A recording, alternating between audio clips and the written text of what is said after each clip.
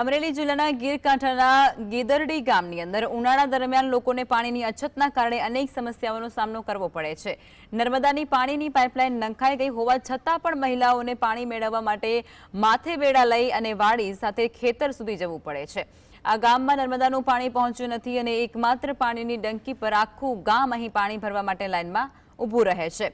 ત્યારે ગીદરડીવાસીઓ પાણી માટે વલખા મારે છે અને ગામના લોકોમાં વહીવટીતંત્ર વિરુદ્ધ આક્રોશ પણ જોવા મળી રહ્યો છે।